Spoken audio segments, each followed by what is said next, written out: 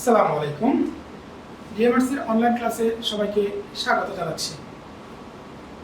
আশা করি সবাই সুস্থ আছো এবং নিরাপদে আছো। আমাদের আজকে নির্ণায়কের উপরে আমাদের তৃতীয় ক্লাস শুরু হতে যাচ্ছে। সবাইকে শুভেচ্ছা জানিয়ে আমাদের ক্লাস শুরু করছি।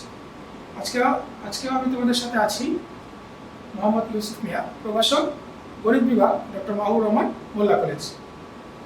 তো চলো আমরা আজকের আলোচনা শুরু করি। আলোচনা শুরু করার আগে আমরা জেনে নিই আজকে আমরা কি কি টপিকগুলো আসলে শিখব। আজকে মূলত আমরা যে বিষয়টা নিয়ে আলাপ করবো সেটা হলো তোমাদের বিপরীত ম্যাট্রিক্স এবং প্রথমতের সাথে সংশ্লিষ্ট সৃজনশীল প্রশ্ন আসলে কিভাবে হয় সেটার আমরা একটি নমুনা প্রশ্নের সমাধান করব। চলো আমরা আমাদের মূল আলোচনায় ফিরে যাই। বিপরীত ম্যাট্রিক্স শিখতে গেলে আমাদেরকে প্রথমেই যে বিষয়টা জানতে হবে সেটা হলো ব্যতিক্রমী এবং অব্যতিক্রমী ম্যাট্রিক্স সম্পর্কে, যেটাকে আমরা ইংরেজিতে সিঙ্গুলার এবং নন সিঙ্গুলার ম্যাট্রিক্স বলে থাকি। ব্যতিক্রমী এবং অব্যতিক্রমী ম্যাট্রিক্স জিনিসটা কি বা কাকে বলা হয় আমরা একটু জেনে নিই। ব্যতিক্রমী ম্যাট্রিক্স হচ্ছে যেই ম্যাট্রিক্সে নির্ণায়কের মান শূন্য তাকেই বলা হয় ব্যতিক্রমী ম্যাট্রিক্স। আর অব্যতিক্রমী ম্যাট্রিক্স হচ্ছে যে ম্যাট্রিক্সের নির্ণায়কের মান অশূন্য তাকেই বলা হয় অব্যতিক্রমী ম্যাট্রিক্স। এখানে দেখো আমরা ডেফিনেশনটা দিয়ে দিয়েছি। এখন আসলে আমরা উদাহরণের মাধ্যমে একটু দেখি আসলে বিষয়টা কি। দেখো এখানে একটি দ্বিতীয় ক্রমের ম্যাট্রিক্স দেওয়া আছে, সেটা হলো 6946। এটা নির্ণায়কের মান, নির্ণায়ক বলতে তোমরা বুঝতে পারছো যেহেতু এটা একটা ম্যাট্রিক্স, কিন্তু আমরা যেহেতু নির্ণায়কে যাব তাহলে অবশ্যই তার চিহ্ন পরিবর্তিত হবে।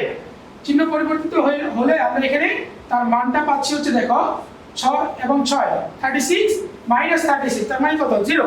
তার মানে এই ম্যাট্রিক্সটা হচ্ছে একটি ব্যতিক্রমী ম্যাট্রিক্স। অর্থাৎ আমাদের সংজ্ঞায় কি ছিল, যে ম্যাট্রিক্সের নির্ণায়কের মান শূন্য তাকে বলা হয় ব্যতিক্রমী ম্যাট্রিক্স বা সিঙ্গুলার ম্যাট্রিক্স। এবার আসলে আমাদের অব্যতিক্রমী ম্যাট্রিক্সের একটি উদাহরণ দেখি আমরা। দেখো যখন দেখো এখানে 5467, এই ম্যাট্রিক্সটা নির্ণায়কের মান কত হচ্ছে দেখো 5467, অর্থাৎ 535 424, 35 - 24 অর্থাৎ আমাদের হচ্ছে 11, অর্থাৎ অশূন্য, শূন্য নয়। অর্থাৎ এই ম্যাট্রিক্সটা হচ্ছে একটা অব্যতিক্রমী ম্যাট্রিক্স। তো এবার আসলে আমাদের ইনভার্স ম্যাট্রিক্স বা বিপরীত ম্যাট্রিক্স বলতে আসলে মূলত আমরা কি বুঝি। তাহলে একটি বর্গ ম্যাট্রিক্সের বিপরীত ম্যাট্রিক্স পাওয়া যাবে যদি তা অব্যতিক্রমী হয়, অর্থাৎ এর সংশ্লিষ্ট নির্ণায়ক শূন্য না হয়। দেখো আমি কথাটা আবারও বলছি, একটি বর্গ ম্যাট্রিক্সের বিপরীত ম্যাট্রিক্স পাওয়া যাবে যদি তা অব্যতিক্রমী হয়, অর্থাৎ সংশ্লিষ্ট নির্ণায়কের মান শূন্য না হয়। এখন দেখো অব্যতিক্রমী ম্যাট্রিক্স এর জন্য যদি এমন একটি ম্যাট্রিক্স বি পাওয়া যায়, অব্যতিক্রমী ম্যাট্রিক্স এর জন্য যদি এমন একটি ম্যাট্রিক্স বি পাওয়া যায় যেন এবি সমান সমান বি এ সমান সমান আই হয়, তবে বি ম্যাট্রিক্সটিকে বলা হবে এ ম্যাট্রিক্সের বিপরীত ম্যাট্রিক্স। এখন এখানে খেয়াল করো, আই মানে কি তোমরা পড়ে এসেছো, আমাদের ম্যাট্রিক্স অংশে পড়ে এসেছো। আই মানে হচ্ছে আইডেন্টিটি ম্যাট্রিক্স বা আমরা যেটাকে বলি অভেদক ম্যাট্রিক্স। মনে আছে কিনা দেখো 1 0 0 0 0 0 1 0 0 0 1, মনে আছে তোমাদের তৃতীয় ক্রমের একটি অভেদক ম্যাট্রিক্স ছিল এরকম। তো এখানে আমরা বলছি যে এবি সমান সমান বি এ সমান সমান যদি আই হয় তাহলে বি ম্যাট্রিক্সটাকে আমরা এ ম্যাট্রিক্সের বিপরীত ম্যাট্রিক্স বলছি। আর এই বি ম্যাট্রিক্সটাকে মূলত আমরা এই এ ইনভার্স দ্বারা আসলে সূচিত করে থাকি। তাহলে এ ইনভার্স দ্বারা সূচিত হলে বিষয়টা কি দাঁড়ায় দেখো তো, এ ইনটু এ ইনভার্স অথবা এ ইনভার্স ইনটু এ সমান সমান আই হবে। এখন আসলে আমরা আরেকটি বিষয় একটু জানবো, সেটা হলো অ্যাডজয়েন্ট ম্যাট্রিক্স। অ্যাডজয়েন্ট ম্যাট্রিক্সটা কি দেখো, একটি বর্গ ম্যাট্রিক্স এর সংশ্লিষ্ট নির্ণায়কে আই যে তম সহগুণক এ আই যে দ্বারা গঠিত ম্যাট্রিক্সকে এ ম্যাট্রিক্সের সহগুণক ম্যাট্রিক্স বলে। অর্থাৎ আমরা বলছি আমাদের যে বর্গ ম্যাট্রিক্সটি দেওয়া থাকবে তাদের সমস্ত ভুক্তির সহগুণক দ্বারা তুমি যে ম্যাট্রিক্সটা গঠন করবে সেটাকে বলা হয় আমাদের সহগুণক ম্যাট্রিক্স। আর সহগুণক ম্যাট্রিক্সকে আমি যখন ট্রান্সপোজ করব তখন যে ম্যাট্রিক্সটা পাবো সেটাকেই বলা হয় মূলত অ্যাডজয়েন্ট ম্যাট্রিক্স। অর্থাৎ দেখো সহগুণক ম্যাট্রিক্সের সারিগুলোকে কলাম আকারে লিখে যে নতুন ম্যাট্রিক্স পাওয়া যায় তাকেই এ ম্যাট্রিক্সটি অ্যাডজয়েন্ট ম্যাট্রিক্স বলে। অর্থাৎ আমরা বলছি অ্যাডজয়েন্ট ম্যাট্রিক্স হচ্ছে সহগুণকগুলো দ্বারা গঠিত ম্যাট্রিক্সকে তুমি ট্রান্সপোজ করলে যে ম্যাট্রিক্সটা পাবা সেটাই হলো আমাদের ওই ম্যাট্রিক্সের কি অ্যাডজয়েন্ট ম্যাট্রিক্স। তো আমরা এখানে একটি উদাহরণ দিচ্ছি, দেখো খেয়াল করো। যেমন একটি ম্যাট্রিক্স, এখন এটার আমি যখন অ্যাডজয়েন্ট ম্যাট্রিক্স বের করব কিভাবে বের করব দেখো। তাহলে প্রথমে আমি a11 এর সহগুণক বের করব, a12 এর সহগুণক বের করব, a13 এর সহগুণক বের করব। সহগুণক কিভাবে বের করতে হয় সেটা কিন্তু আমরা নির্ণায়কের প্রথম ক্লাসে কিন্তু তোমাদেরকে দেখিয়েছি। তো এখানে আমরা প্রত্যেকটা ভুক্তির সহগুণক বের করার পর আমাদের ম্যাট্রিক্সটা হবে এরকম। দেখো আমরা a11 এর সহগুণককে বড় হাতের a11 দ্বারা এখানে সূচিত করলাম। তাহলে প্রত্যেকটা ভুক্তির সহগুণক আমরা এখানে বের করে ম্যাট্রিক্স গঠন করব। এটা হলো আমাদের সহগুণক ম্যাট্রিক্স। এখন এই ম্যাট্রিক্সকে আমরা যদি ট্রান্সপোজ করি, দেখো তো কি দাঁড়ায়। এটাকে আমরা ট্রান্সপোজ করব, দেখো উপরে টি দিয়ে দিলাম, তো ট্রান্সপোজ মনে আসছে কিনা দেখো তোমাদের। তাহলে বিম্ব ম্যাট্রিক্স, এটাকে আমরা ট্রান্সপোজ করলে যেটা পাচ্ছি সেটা হচ্ছে আমাদের সারিগুলোকে কলামে আমরা রূপান্তর করলাম। রূপান্তর করার ফলে যে ম্যাট্রিক্সটা পেলাম এটাই হচ্ছে আমাদের প্রথমে যে এ দেওয়া ছিল ওই এ ম্যাট্রিক্সের অ্যাডজয়েন্ট ম্যাট্রিক্স, অর্থাৎ এটাকে আমরা সংক্ষেপে অ্যাডিজেভ এ লিখবো অ্যাডজয়েন্ট ম্যাট্রিক্সকে। তাহলে এই হচ্ছে আমাদের অ্যাডজয়েন্ট ম্যাট্রিক্স। এখন আছে আমাদের বিপরীত ম্যাট্রিক্স নির্ণয়ের নিয়ম। এটা হচ্ছে মূল জিনিস, অর্থাৎ আমরা যখন ইনভার্স ম্যাট্রিক্স বা বিপরীত ম্যাট্রিক্স বের করব আমাদেরকে যে বিষয়টা মনে রাখতে হবে সেটা হলো দেখো এ ইনভার্স, অর্থাৎ কোনো একটি বর্গ ম্যাট্রিক্স তোমার কাছে দেওয়া থাকলে তার ইনভার্স ম্যাট্রিক্স যদি বের করতে বলে তাহলে তোমাকে যে বিষয়টা মনে রাখতে হবে সেটা হলো অ্যাডজয়েন্ট অফ এ বাই এর মান। অর্থাৎ আমাদের মনে ছিল কিনা দেখো, আমরা এখানে এর মান বলতে অবশ্যই এখানে আরেকটা বিষয় তোমাকে খেয়াল করতে হবে। দেখো আমাদের স্পষ্ট বলা আছে একটি অব্যতিক্রমী বর্গ ম্যাট্রিক্স এর সংশ্লিষ্ট নির্ণায়ক এত হলে এর বিপরীত ম্যাট্রিক্স লেখা হয় হচ্ছে এইভাবে। দেখো a inverse equals to adjoint of a by এর মান। অর্থাৎ তুমি যে কোনো একটি বর্গ ম্যাট্রিক্সকে তোমাকে যদি বলা হয় a ইনভার্স ম্যাট্রিক্স বের করো তাহলে অবশ্যই ওই ম্যাট্রিক্সটাকে অব্যতিক্রমী ম্যাট্রিক্স হতে হবে। কারণ অব্যতিক্রমী ম্যাট্রিক্স না হলে কিন্তু আমরা এখান থেকে এটা মান বের করতে পারবো না। কারণ কেন না দেখো তো একটু খেয়াল করো তো, আমাদের a ইনভার্সের যে সূত্র অ্যাডজয়েন্ট অফ a বাই এর মান, এর মানই যদি শূন্য হয়ে যায় সামথিং বাই 0, তার মানে কি তোমরা জানো সামথিং বাই 0 কি? এটা হচ্ছে আমাদের অসংজ্ঞায়িত। এজন্য কিন্তু আসলে আমাদের ম্যাট্রিক্স আকারে আসতে হলে অবশ্যই এটাকে একটা অব্যতিক্রমী ম্যাট্রিক্স হতে হবে। আসলে আমরা ইনভার্স ম্যাট্রিক্স কি এই বিষয়টা জানলাম। এখন আমরা এটার সাপেক্ষে একটি ম্যাথ সলভ করব, তাহলে বিষয়টা আমাদের কাছে আরো ক্লিয়ার হয়ে যাবে। এখানে তোমাদের বইয়ের উদাহরণ 5-এর 2 একটি ম্যাথ আমরা এখানে দিলাম, সেটা হচ্ছে b এত হলে এর বিপরীত ম্যাট্রিক্স নির্ণয় করো।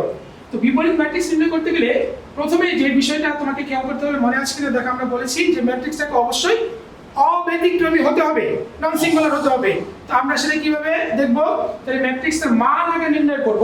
দেখো তো আমরা এখানে ম্যাট্রিক্সের মান নির্ণয় করলাম। ম্যাট্রিক্সের মান কিভাবে নির্ণয় করতে হবে মনে আছে তো তোমাদের?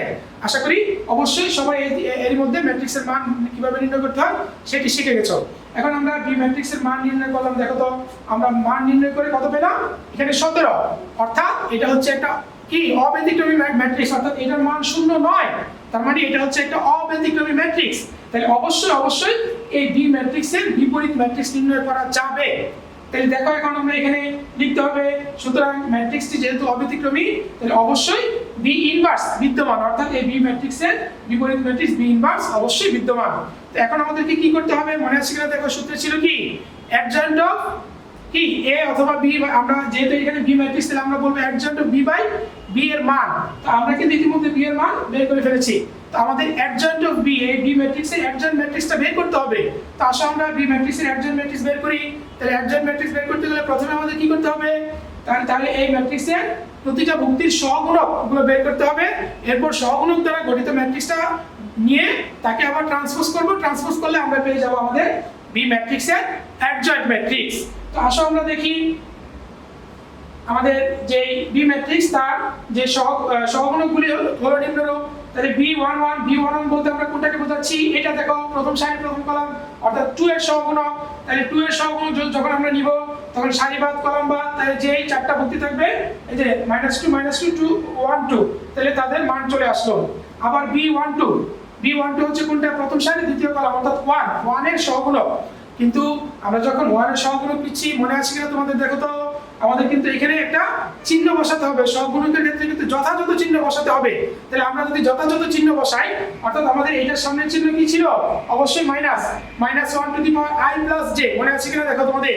তাহলে সেই অনুসারে কিন্তু আমরা এখানে আমাদের সামনে হবে মাইনাস, মাইনাস দেওয়ার পর এটার সারি এবং কলাম বরাবর বাদ দিলে এখানে কি থাকে, -1 -2 3 2। তাহলে আমরা কিন্তু এখানে লিখলাম -1 -2 3 2। আমরা এখানে তার ফাইনালি মান পেলাম কত, -4। এরপর আসলে আমরা অনুরূপভাবে B13 বের করলাম, B21 অর্থাৎ দ্বিতীয় সারির প্রথম কলাম অর্থাৎ দ্বিতীয় সারির যে প্রথম ভুক্তিটি আছে সেটির সহগুণক বের করলাম, B22 B23 বের করলাম। এখন দেখো সিমিলারলি B31 B32 B33 আমরা প্রত্যেকটা ভুক্তির কি করলাম, সহগুণক বের করলাম। এখন এই সহগুণকগুলো দিয়ে কিন্তু আমাদেরকে একটা ম্যাট্রিক্স গঠন করতে হবে, যেটাকে আমরা সহগুণক ম্যাট্রিক্স বলছি। দেখো এই সহগুণক ম্যাট্রিক্সটা গঠন করার পর এটাকে কিন্তু আসলে আমরা ট্রান্সপোজ করব, ট্রান্সপোজ করলেই কিন্তু আমরা আমাদের অ্যাডজয়েন্ট ম্যাট্রিক্স পেয়ে যাব। দেখো এখানে আমাদের finally B inverse equals to আমরা কি লিখব, adjoint of B by B এর মান। তো দেখো তো আমাদের অ্যাডজয়েন্ট অফ B কি ছিল, B11 B12 B13, অর্থাৎ ওই যে সহগুণক দ্বারা গঠিত ম্যাট্রিক্স, আবার তার ট্রান্সপোজ ওই দেখো কোনায় কিন্তু T দেওয়া আছে, অর্থাৎ ট্রান্সপোজ, অর্থাৎ এখন আমরা B1 B11 B12 এগুলোর মানগুলো আমরা বসাবো। দেখো তো এখানে আমরা এই মানগুলো বসালাম, তারপর আমরা ট্রান্সপোজ করলাম দ্বিতীয় লাইনে। আর বাই হচ্ছে বি এর মান, বি এর মান কত ছিল যেন মনে আছে কি, বি এর মান ছিল 17, আমরা এখানে বাই 17 লিখে দিলাম। তাহলে এই যে 1/17 ইনটু আমাদের কাঙ্ক্ষিত যে ম্যাট্রিক্সটা সেটা আমরা এখানে পেয়ে গেলাম। এটাই হচ্ছে আমাদের মূলত যে বি ম্যাট্রিক্সটি দেওয়া ছিল, সেই বি ম্যাট্রিক্সের বিপরীত ম্যাট্রিক্স হচ্ছে অবশ্যই আমাদের এটা। আশা করি তোমরা বিপরীত ম্যাট্রিক্স কিভাবে সলভ করতে হয় ক্লিয়ার হয়ে গেছো। তো আসলে একটা জিনিস একটু খেয়াল রাখবে, আমরা এখানে বিপরীত ম্যাট্রিক্স এবং ক্রেমারের নিয়মের যে সমাধান, এই দুইটা পার্ট থেকে আমাদের প্রায় মোটামুটি সবসময়ই একটা প্রশ্ন হয়ে থাকে, আবার দুটাও হয়ে থাকে, মানে এই দুই অংশ থেকে দুটা প্রশ্ন হয়ে থাকে। এই জন্য তোমরা বিপরীত ম্যাট্রিক্স এবং ক্রেমারের সাহায্যে সমাধান, ক্রেমার নিয়মের যে এই সমীকরণ দুটোর সমাধান, এই দুটা পার্ট কিন্তু অবশ্যই খুব মনোযোগ সহকারে তোমরা আয়ত্ত করে নিবে। এখন আসলে আমরা একটু দেখব যে আমরা যে ম্যাট্রিক্স এবং নির্ণয় এই অধ্যায়টা মোটামুটি আমরা যে ক্লাসগুলো করলাম এর সাপেক্ষে আমরা যা শিখলাম সেগুলোর সাপেক্ষে আমাদের সৃজনশীল প্রশ্ন আসলে মূলত কি ধরনের হয়ে থাকে সেটির একটি নমুনা প্রশ্ন আমরা এখন দেখব এবং এটা আমরা সমাধান করব। আসো দেখো, তোমাদের ঢাকা বোর্ডে 2017 সালে আসা একটি সৃজনশীল প্রশ্ন আমরা এখানে একটি দিয়েছি। দেখো তোমাদেরকে উদ্দীপকে দেওয়া থাকবে, দেখো এখানে একটা ম্যাট্রিক্স দেওয়া আছে A B এবং C। আমাদের কাছে তিনটা প্রশ্ন দেওয়া আছে ক খ গ। আর তোমরা জানো যে আমাদের গণিতে এই যে তিনটা প্রশ্নের প্রথমটার মান হচ্ছে 2, পরের দুটো হচ্ছে আমাদের 4 4 করে 8, অর্থাৎ টোটালটা হচ্ছে 10 নম্বর, 2 4 4। এবং প্রথম প্রশ্ন আমাকে কি চাওয়া হয়েছে, দেখো তো যে A ইনটু C নির্ণয় করে ওর মাত্রা নির্ণয় করো। তোমাদের মনে আছে কি, এটা কিন্তু ম্যাট্রিক্স অংশের প্রশ্ন, অর্থাৎ ম্যাট্রিক্স অংশে আমরা যা শিখেছিলাম 1.1 অংশে, সেটা থেকে কিন্তু এই প্রশ্নটা করা হয়েছে। A ইনভার্স অর্থাৎ আমাদের এই যে A দেওয়া আছে এটার বিপরীত ম্যাট্রিক্স নির্ণয় করতে বললো, যেটা আমরা আজকে শিখলাম বিপরীত ম্যাট্রিক্স কিভাবে নির্ণয় করতে হয়। এরপর আমাদের এখানে তৃতীয় অংশে বা 2 নম্বর প্রশ্নে যেটা দেওয়া আছে A ইনটু B সমান C হলে ক্রেমারের নিয়মে সমীকরণ জোটটি সমাধান করো। একটু খেয়াল করো কিন্তু এখানে প্রশ্নটি, A ইনটু B সমান C হলে ক্রেমারের নিয়মে সমীকরণ জোটটি সমাধান করো। যদিও আমাদের উদ্দীপকে কিন্তু কোনো প্রকার সমীকরণ জোট দেওয়া নেই, তাহলে আসলে আমরা এই প্রশ্নটা সমাধান করলে আসলে বিষয়বস্তুটা তোমরা ক্লিয়ার হয়ে যাবে। তো আসো আমরা প্রথমে এই ক নম্বর প্রশ্নটা আসলে অ্যানসার কেমন হতে পারে আমরা একটু দেখে নেই। দেখো আমরা A ক্রস C লিখলাম অথবা A ইনটু C লিখলাম, এখানে A আর C লিখলে পাশাপাশি লেখার পর তোমরা ম্যাট্রিক্সের গুণ যেহেতু ইতিমধ্যে তোমরা শিখে গিয়েছো, দেখো আমরা ম্যাট্রিক্সের গুণ করলাম, গুণ করার পর আসলে আমরা এটা ফাইনালি আমাদের কাছে অ্যানসারটা এরকম আসে। দেখো তো এখন বলো তো দেখি এটার মাত্রা কত, অর্থাৎ কয়টা সারি কয়টা কলাম। তাহলে এখানে কিন্তু আসলে আমাদের সারি হচ্ছে পাশাপাশি অর্থাৎ 3টা সারি এবং কলাম হচ্ছে নিচে নিচে লম্বা, অর্থাৎ এখানে কলাম কয়টি, একটি। অর্থাৎ তোমাকে কিন্তু প্রথম প্রশ্নে চাওয়া হয়েছে এটার মাত্রা কত, অর্থাৎ তোমাকে বলতে হবে এই A ক্রস C অর্থাৎ A ইনটু C নির্ণয় করে তুমি যে ম্যাট্রিক্সটা পাওয়া গেল এটার মাত্রা। অর্থাৎ এখানে আমি কি পাইলাম, 3টা সারি পাইলাম, একটা কলাম পাইলাম। দেখো তো আমরা কি লিখলাম এখানে, A ক্রস C এর মাত্রা হচ্ছে 3/1, অর্থাৎ এটা হচ্ছে একটা 3/1 ক্রমের ম্যাট্রিক্স। আশা করি ক নম্বর প্রশ্নটি তোমরা বুঝতে পেরেছো। এবার চলে আসো আমরা খ নম্বর প্রশ্নে চলে যাই। আমাদের খ নম্বর প্রশ্ন ছিল কি, আমাদের A ইনভার্স নির্ণয় করতে হবে, যেটা আমরা ইতিমধ্যে শিখে গিয়েছি। অর্থাৎ আমাদের এ ইনভার্স নির্ণয় করতে গেলে প্রথমে কি করতে হবে, আমাদের এর মান নির্ণয় করতে হবে এবং এর মান নির্ণয় করার পর আমরা সিদ্ধান্ত নেব এটা কি আসলে ইনভার্স করা যাবে কি যাবে না, অর্থাৎ এটা কি বিপরীত যোগ্য নাকি যোগ্য নয়। দেখো তো আমরা এর মান নির্ণয় করলাম কত 7, মনে আছে কিনা দেখো তো, আমরা এখানে প্রথম সারি বরাবর এটাকে বিস্তৃতি করে এটার মান পাওয়া গেল 7, অর্থাৎ এটা হচ্ছে একটা অব্যতিক্রমী ম্যাট্রিক্স, অর্থাৎ এটার মান কি অশূন্য।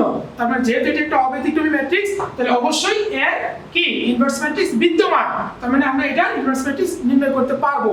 এখন আসলে আমরা যেহেতু এ ইনভার্স বিদ্যমান তাহলে আমাদেরকে কি করতে হবে, মনে আছে কিনা দেখো তো, এর সহগুণগুলি দ্বারা গঠিত যে ম্যাট্রিক্সটি সেটা আগে নির্ণয় করতে হবে। তাহলে আমরা আগে সহগুণগুলো দ্বারা বের করে নেই, কত হয় দেখো তো a11, অর্থাৎ এই যে এটার সহগুণক। তাহলে সারি বাদ কলম বাদ কত থাকে 0 3 3 2, তাহলে এটাকে আমরা মান পাচ্ছি কত -9। সিমিলারলি আমাদের a12 যখন নিচ্ছি তাহলে a12 মানে এটা 4 এর সহগুণক, কিন্তু 4 এর সহগুণক যখন নিব তখন কি সারি বাদ কলম বাদ 4 3 2 2 4 3 2 2, তবে সহগুণক যেহেতু চিহ্ন কিন্তু মনে রাখতে হবে তোমাদেরকে, তাহলে এটা সামনের চিহ্ন কি মাইনাস, এরপর আমরা এটাকে যোগ করে মান পাওয়া গেল কত -2। সিমিলারলি আমরা a13 a21 a22 a23 নির্ণয় করব এবং a31 a32 a33 নির্ণয় করলাম। এই ম্যাট্রিক্সের প্রত্যেকটা ভুক্তির কিন্তু আমরা সহগুণগুলো নির্ণয় করে ফেললাম। নির্ণয় করার পর এখন আমরা দেখো তো a ইনভার্স সমান adjoint অফ a বাই এর মান, তাহলে আমরা এখন কি লিখব, adjoint ম্যাট্রিক্সটা কি ছিল, এই সহগুণগুলো দ্বারা গঠিত ম্যাট্রিক্সটাকে ট্রান্সপোজ করতে হবে। তাহলে আমরা সহগুণগুলো দ্বারা গঠিত ম্যাট্রিক্সটা এখানে লিখলাম, লেখার পর এখানে দেখো কি আছে, কিন্তু এখানে কিন্তু ট্রান্সপোজ করতে হবে। পরের লাইনে দেখো আমরা কি করলাম, এই যে এর মান ছিল 7, অর্থাৎ 1/7 ইনটু adjoint অফ a, অর্থাৎ আমরা adjoint অফ a ফাইনালি পাওয়া গেল কি এটা, অর্থাৎ এটাকে আমরা এই adjoint ম্যাট্রিক্সটা যেটা আসলে আমাদের সহগুণক ম্যাট্রিক্সটাকে ট্রান্সপোজ করে পাওয়া গেল, তাহলে এটা 1/7 এর সাথে এটা আমরা গুণ করে দিলাম, ফলে আমাদের কাঙ্ক্ষিত a ইনভার্সটা আমরা পেয়ে গেলাম। এবারে আসো আমাদের তৃতীয় প্রশ্নে, অর্থাৎ a cross b equals to c হলে ক্রেমারের নিয়মের সমাধান। এটি কিন্তু অত্যন্ত গুরুত্বপূর্ণ একটি প্রশ্ন, একটু খেয়াল করে মনোযোগ সহকারে। তোমার সামনে যে শর্তটি দেওয়া ছিল সেটা হচ্ছে a cross b equals to c হলে সমীকরণ জোটের সমাধান। তাহলে তোমার কিন্তু এখানে সমীকরণ জোটই নেই, তাহলে তোমাকে সমীকরণ জোট বানিয়ে নিতে হবে। তাহলে আমরা আসলে দেখি কিভাবে সমীকরণ জোটটা আমরা বানিয়ে নেব। তাহলে প্রথমেই যে কাজটা করব, a ক্রস b আমরা লিখব, আমাদের a এর মান দেওয়া আছে, b দেওয়া আছে, a দেওয়া আছে এবং c দেওয়া আছে, তাদেরকে আমরা লিখলাম। লেখার পর দেখো আমি এই a এর সাথে b গুণ করলে আসলে কি দাঁড়ায়, দেখো তো এই যে সারি কলাম, প্রথম সারির সাথে প্রথম কলাম আমরা যখন গুণ করব 1 into x plus 4 into y plus 2 into z, অর্থাৎ x plus 4y plus z। Similarly দ্বিতীয় সারি এই কলাম, তৃতীয় সারি এই কলাম আমরা গুণ করে এটা পেলাম। দেখো তো তোমাদের মনে আছে কিনা, তোমাদের ম্যাট্রিক্স অংশে আমরা করে এসেছিলাম ম্যাট্রিক্সের সমতা, মনে আছে কি? দেখো এইটা আমাদের এখানে কিন্তু এই ম্যাট্রিক্স ইকুয়াল টু এই ম্যাট্রিক্স, এটা কিন্তু দেওয়া আছে শর্ত অনুসারে। তার মানে দেখো তো এটার ক্রম যা এটার ক্রম ঠিক তাই না, এটা তিনটা সারি একটা ক্রম, অর্থাৎ 3 1 3 1, অর্থাৎ আমাকে মাঝখানে কিন্তু ইকুয়াল টু দেওয়া আছে, অর্থাৎ আমরা আমাকে বলে দিয়েছে এই ম্যাট্রিক্সটা এবং এই ম্যাট্রিক্সটা পরস্পর সমান, অর্থাৎ ম্যাট্রিক্সের সমতা অনুসারে তাহলে আমি কি লিখতে পারি, তাহলে ম্যাট্রিক্সের সমতা অনুসারে লিখতে পারি অবশ্যই এটা সমান সমান এটা, এটা সমান সমান এটা, এটা সমান সমান এটা। তাহলে দেখো তো আমরা এখানে কি পাইলাম, এই যে x plus 4y plus 2z equals to 2, 4x plus 3y equals to 5, 2x plus 3y plus 2z equals to আমরা কি পাইলাম 4। অর্থাৎ দেখো এখন কিন্তু আমার এখানে তিনটা সমীকরণ চলে আসলো, অর্থাৎ এই তিনটা সমীকরণকে আমরা কি বলি, সমীকরণ জোট। দেখো এখন কিন্তু আমার সমীকরণ জোট চলে আসলো।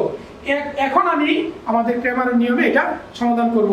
তাহলে দেখো যদি সরাসরি সমীকরণ জোট দেওয়া থাকে তাহলে কিন্তু আমাদের কাজটি করতে ক্রেমারের নিয়মে সমাধান করতে একটু সহজ হবে। যদি এভাবে দেওয়া থাকে তাহলে আগে আমাকে সমীকরণ জোট বানিয়ে নিতে হবে, এরপর আমি আমার কাঙ্ক্ষিত সমাধানে যাব। তো এখন আসলে আমরা প্রথমে ডি নির্ণয় করব, x y z এর সবগুলো দ্বারা গঠিত নির্ণয়টা নির্ণয় করব। নির্ণয় করার পর আমরা কি করব, এটা অবশ্যই নট ইকুয়ালস টু 0 হতে হবে, মনে আছে কিনা দেখো তোমাদের। তাহলে এটা নট ইকুয়ালস টু 0 হলো, তার মানে এটাকে আমরা ক্রেমারের নিয়মে সমাধান করতে পারবো। এরপর আমাদের কি ছিল dx, তাহলে dx এর ক্ষেত্রে আমাদের x এর অংশ বাদ যাবে, বাদ গেলে আমাদের ওই যে রাইট সাইডে যে অংশটুকু ছিল সেটা ছিল কি 2 5 4, এটা এখানে x এর জায়গায় চলে আসবে। আমরা এটার মানটা এখান থেকে নির্ণয় করব, কত আসলো দেখো 20। সিমিলারলি আমরা এখান থেকে dy নির্ণয় করলাম, দেখো তো কত আসলো, dy এর ক্ষেত্রে y টা বাদ যাবে, y এর জায়গায় চলে আসবে আমাদের রাইট সাইডে যে ধ্রুবক পার্টটা ছিল 2 5 4, এই সংখ্যাগুলো চলে আসবে আর বাকিগুলো ঠিক থাকবে। এবং dz, সিমিলারলি z এর অংশটুকু বাদ আমাদের রাইট সাইডের যে সংখ্যাগুলো চলে আসবে এখানে, আমরা এখান থেকে কাঙ্ক্ষিত যে বিস্তৃতি করে আমাদের কাঙ্ক্ষিত মান পেয়ে গেলাম। তাহলে ক্র্যামারের নিয়মে আমাদের কি ছিল? x dx/d, y dy/d, z dz/d। তাহলে দেখো তো, তাহলে আমাদের কাঙ্ক্ষিত সমাধান কি দাঁড়ায়? x dx/d অর্থাৎ 20/7, ওই যে মানগুলো আমরা পেয়েছি এখানে বসিয়ে দিলে আমরা আমাদের কাঙ্ক্ষিত x y z এর মান পেয়ে যাব। অর্থাৎ নির্ণয় সমাধান এত আমাদের এত। অর্থাৎ আমরা ক্রেমারের নিয়মে প্রদত্ত সমীকরণ দুটির সমাধান এখানে সম্পন্ন করলাম। আশা করি তোমরা সৃজনশীল প্রশ্নটি সম্পর্কে স্পষ্ট ধারণা পেয়েছো। তো আমরা মূলত আসলে আমাদের অনলাইন ক্লাসে তোমাদেরকে যতটুকু সম্ভব গুরুত্বপূর্ণ বিষয়বস্তুগুলো আসলে তুলে ধরার চেষ্টা করেছি। তো এর বাইরেও হয়তো বা আরো কিছু জিনিস আছে বা যেগুলো আমরা আসলে পরবর্তীতে হয়তো বা তোমাদের সামনে আলোচনা করব। এখন আমরা যে বিষয়বস্তুগুলো তোমাদের এখানে আলোচনা করেছি সবই কিন্তু তোমরা গুরুত্ব সহকারে বাসায় মনোযোগ সহকারে পড়াশোনা করবে এবং নিজের আয়ত্ত করার চেষ্টা করবে। আর আজকের আলোচনার সাপেক্ষে তোমাদের কিছু বাড়ির কাজ দেওয়া হলো, তোমরা অবশ্যই এই কাজগুলো বাড়িতে সম্পন্ন করবে। আর আমরা আজকের ক্লাসটি এখানেই সমাপ্ত করতে যাচ্ছি। তোমাদের সকলের সুস্বাস্থ্য এবং দীর্ঘায়ু কামনা করছি এবং সবাই অবশ্যই বাসায় এগুলো বারবার প্র্যাকটিস করবে এবং পড়াশোনার মধ্যে থাকবে, তবে আমাদের গণিতে অবশ্যই ভালো করতে পারবে। আল্লাহ হাফেজ।